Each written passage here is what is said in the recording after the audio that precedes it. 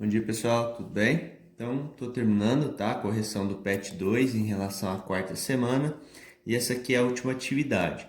Então, dando a continuidade, né, as equações com duas variáveis, né, como vocês estão analisando, ele traz a seguinte situação. Quais seriam todas as possíveis respostas para o problema abaixo? Qual que é o problema? Ele fala que no estacionamento de uma empresa você tem 10 veículos, tá? Desses 10 veículos, sabe-se que 3 funcionários, né, desta empresa foram trabalhar de carro e 2 deles foram trabalhar de moto. Então, esses veículos, eles consideram os carros mais as motos que estão sendo observadas. Quais são as possibilidades de quantidade de carros e de motos nesse estabelecimento? Então, ele está considerando o seguinte: cada veículo está associado a uma pessoa. Então, você tem 10 veículos, 10 pessoas. Então, quantas pessoas foram de moto e quantas pessoas foram de carro, né? Então, o que ele faz? Ele constrói essa equação aqui, pessoal. O que essa equação está dizendo? Que é uma equação construída de forma correta. Que a quantidade de carros mais a quantidade de motos tem que ser igual a 10. E aí pode variar, vocês concordam? Pode ser que você tenha 4 carros e quantas motos você teria? 6, afinal 4 mais 6, 10. Você poderia também ter a possibilidade de 5 carros e 5 motos. Logo, 5 mais 5, 10. Então, você tem várias possibilidades. É por isso que ele começa e constrói essa tabela. Onde essa tabela, pessoal, observa o seguinte. Como no problema, ele fala que 3 funcionários foram trabalhar de carro. Ó, sabe-se que 3. Então, no mínimo 3 foram de carro. No mínimo 3. O que isso significa no mínimo?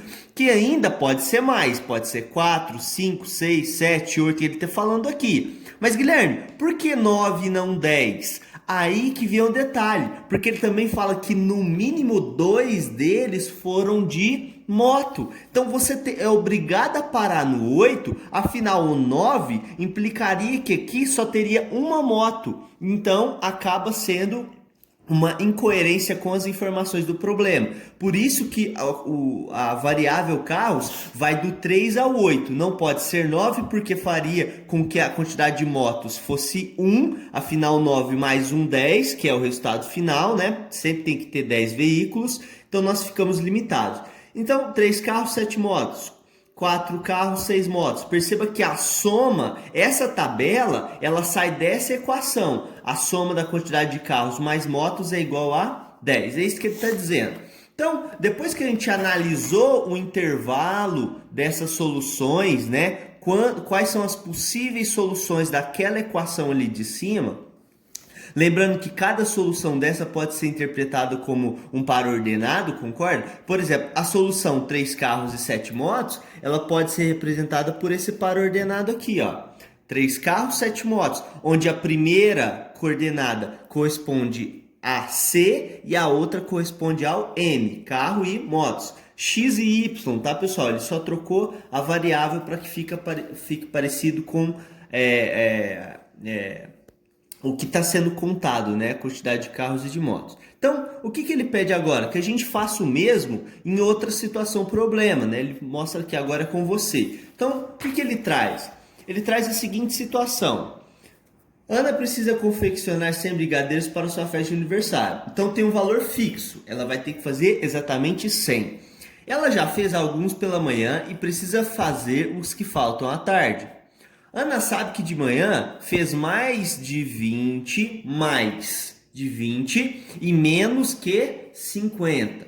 Então, a quantidade que a Ana fez, vocês concordam que pode ser de 21 até 49? Afinal, ela fez mais que 20 e menos que 50.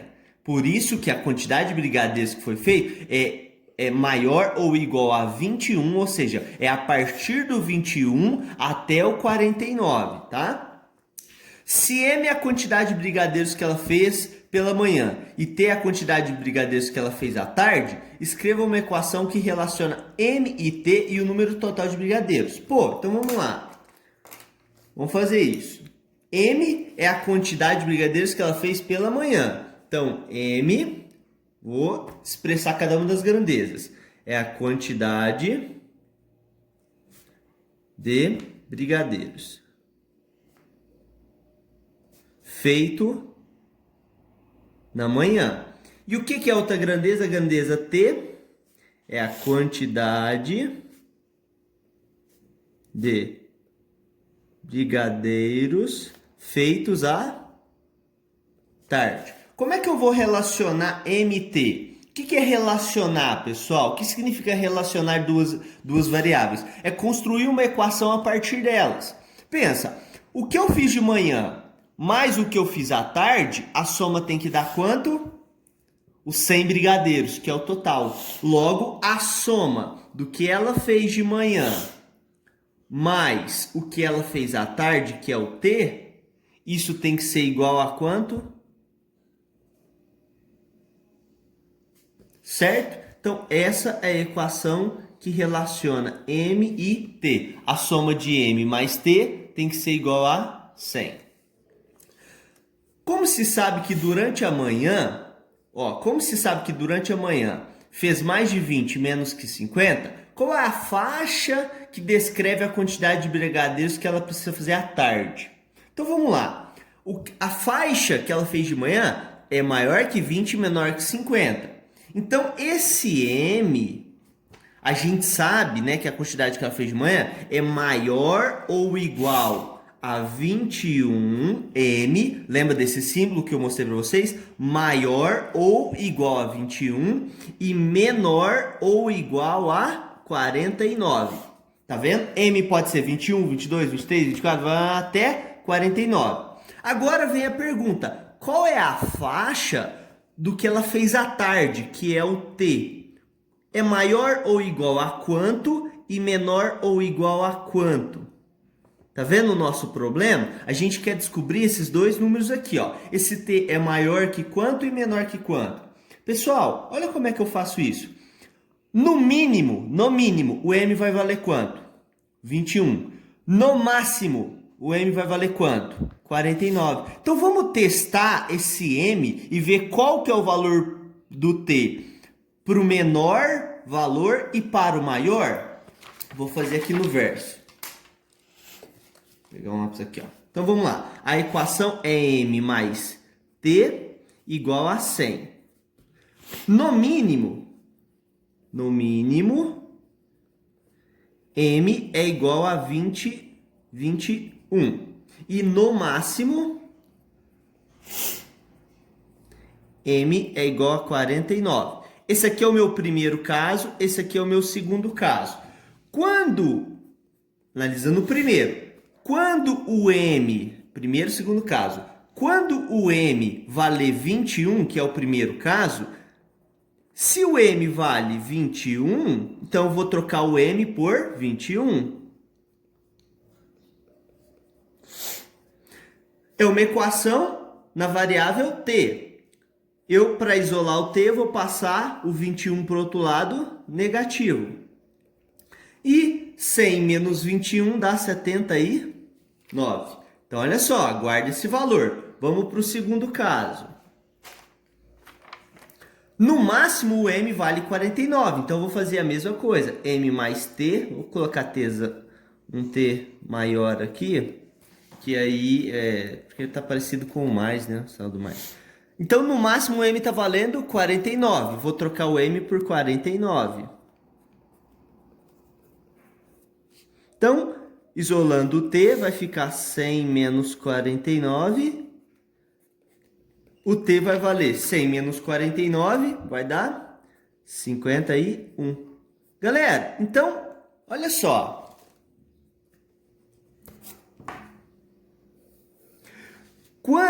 Perceba o seguinte, quando o M é o valor mínimo, ou seja, 21, o valor máximo do T é 49. Quando o M assume o valor máximo, o T assume o valor mínimo, que é 51. Logo, o nosso T é maior ou igual. Qual que é o menor dos valores? 51. T é maior ou igual a 51 e menor ou igual a 79. Esse é o intervalo que a gente busca. Vocês podem até escrever, tá? T é maior ou igual a 51 ou T é menor ou igual a 79, certo?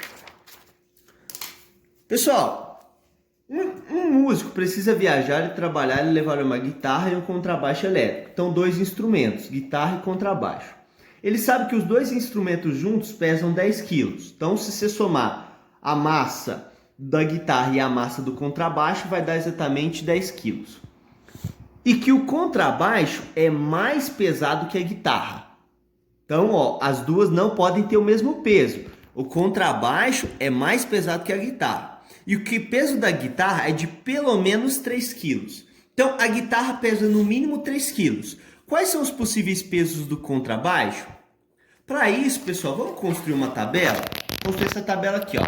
Guitarra, contrabaixo e o total. Sempre vai dar 10, concorda comigo? Essa questão ela tem um furo que é o seguinte: ele devia ter falado que os pesos são sempre números inteiros. Porque você concorda que o peso da guitarra poderia ser 3,1 kg, 3,125 kg?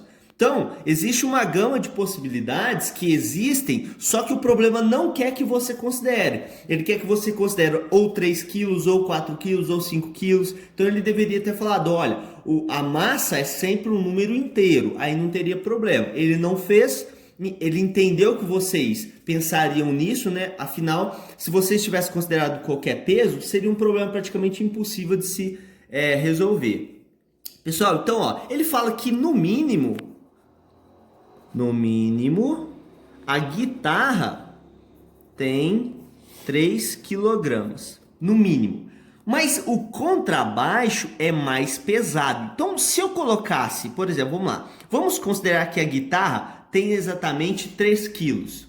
Se a guitarra tem exatamente 3 quilos, o contrabaixo vai ter 7. Afinal, a soma tem que dar 10. Concorda comigo?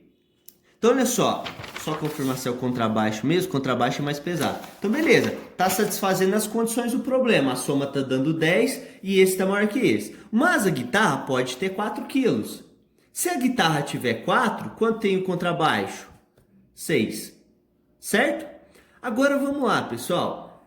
Tem como a guitarra ter 5 quilos? Se a guitarra tivesse 5, automaticamente o contrabaixo teria 5. Mas espera aí, o contrabaixo é mais pesado que a guitarra. Então esse caso não existe. Da mesma forma que todos os outros também não existem. Por exemplo, tem como aqui valer 6? Se a guitarra vale 6, esse cara vale 4. Mas pode? De forma alguma. Então, pessoal, daqui para baixo não se analisa mais. As únicas soluções são 3 e 7 e 4 e 6, que eu posso até expressar como par ordenado. As soluções são 3 e 7 e 4 e 6. Soluções de quê, Guilherme? Soluções da equação x mais y igual a 10. Como assim? X nada mais é que a massa da guitarra. E y nada mais é que a massa do contrabaixo. Certo? Então, para finalizar, a última ele traz o seguinte: 3 dados têm o mesmo peso de uma bolinha de gude. Sabendo que uma bolinha de gude pode pesar mais que 100 gramas e menos que 300, quais são os possíveis valores para o peso de um dado?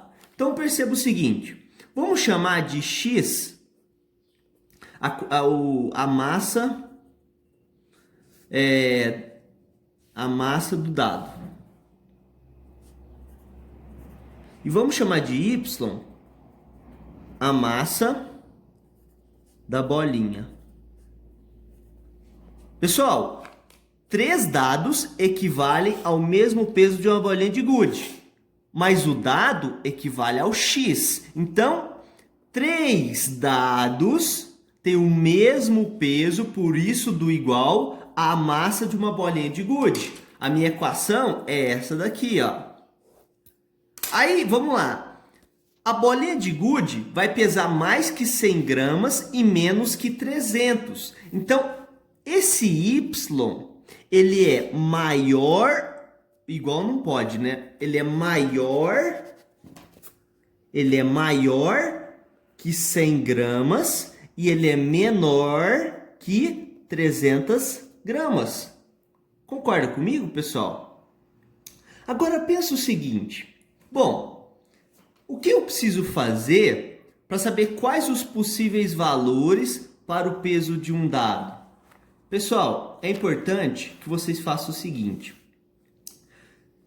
Como ele também nesse problema está considerando que a massa da bolinha e a massa do dado são número inteiro, são números inteiros, vocês concordam comigo que a massa da bolinha necessariamente é um múltiplo de 3? Por quê? 3 vezes o peso do dado é igual à massa da bolinha. Ó. 3 vezes a massa do dado. Então, esse número é um múltiplo de 3. Logo, esse número é um múltiplo de 3. Concorda? Eles são iguais. Se esse cara é múltiplo de 3, esse cara é múltiplo de 3. Então, tem que pegar todos os múltiplos de 3 que estão entre 100 e 300. Quem que são os múltiplos de 3 que estão 100 e 300? Primeiro deles, o 100 eu não posso pegar. O 101 é múltiplo de 3? Não. O 102 é? Sim. O 102 é múltiplo de 3. Mas, Guilherme, quem são os outros múltiplos de 3? Basta que você vai somando 3. Ou seja, o próximo seria o 105, o próximo seria o 108, o próximo seria o 111 e assim por diante. Olha só as opções que nós temos. Então, pessoal, mas, Guilherme, até onde isso vai, né? Até onde isso vai? O último que a gente sabe equivale a 300, né? O último número do intervalo. O 300 é um múltiplo de 3. Só que ele fala aqui, olha só, a massa da bolinha de gude, ela é menor que 300. Se ela é menor, eu tenho que pegar um múltiplo de 3 que vem antes do 300. Se para passar para frente eu somo 3, para voltar no múltiplo de 3 eu subtraio. Então aqui seria o 297. Certo? Então, essa sequência de números vai até o 297. Pessoal, isso aqui são os possíveis valores para a massa da bolinha. Concorda comigo? É o que eu estou analisando. Como eu falei, a gente viu que a massa da bolinha é um múltiplo de 3. Afinal, ele é igual a 3 vezes um outro número. Esse número corresponde à massa do dado. Agora vamos lá, se esses são os possíveis valores da massa da bolinha, para eu encontrar a massa do dado, basta que eu divida por 3. Mas vamos lá, Guilherme, eu vou ter que dividir todos esses números por 3? Não, basta, olha só, eu pegar e dividir esses dois. Vamos ver o que acontece. Se eu pegar o 102 e dividir por 3, vamos fazer a conta aqui, ó. 102 dividido por 3... Pego 10, 3 vezes 3, 9, 10 menos 1, 10 menos 9, 1, abaixo 2. 34, certo? E aqui, 297 dividido por 3. 29, 9 vezes 3, 27, sobra 2, abaixo 7. 99. Então, pessoal, no mínimo a massa da bolinha vai valer 34. No mínimo, ela vai valer 34, a massa do dado. E no máximo, ela vai valer 99. Certo? Aí, o que eu quero que vocês percebam? Você tem os valores extremos. Mas, Guilherme, qual que é o valor que está aqui no meio? Eles estão relacionados, pessoal. Pega o 105 e divide. 105 dividido por 3. Vou dividir para você. Vê. 3 vezes 3 dá 9. 10 menos 9, 1. Abaixo 5. Pessoal, então olha só. Então, no mínimo a massa do dado vai valer 34 e no máximo vai valer 99. Afinal, para saber a massa do dado, eu pego a massa da bolinha, os possíveis valores da massa e divido por 3. Mas qual que é a relação desses valores? Quando eu pegar o 105 e dividir por 3 para saber a massa do dado, vai dar 35. Se eu pegar o 108, vai dar 36. Tá vendo? É uma sequência de números inteiros consecutivos. Então, o valor mínimo que o dado vai valer é 34, mas pode valer 35, 36 e assim por diante. Até quanto? Até 99. Então, a pergunta é, quais são os possíveis valores do peso de um dado? o peso de um dado, né, que eu vou chamar de a massa do dado é X, ela é maior ou igual a 34, ou seja, essa massa é maior ou igual a 34 e menor ou igual a 99. Beleza, pessoal? Então, é isso, valeu!